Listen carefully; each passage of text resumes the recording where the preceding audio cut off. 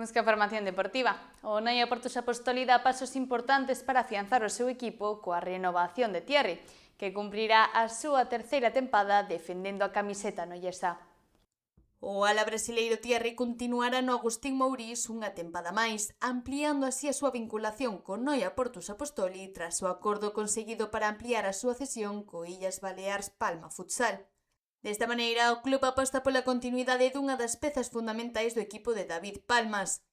Thierry disputou un total de 57 encontros coa camiseta do Noia e suma 16 goles e 17 asistencias, ademais de gañar a cuarta Copa Galicia de Fútbol Sala e a épica permanencia con desenlace en Torrejón.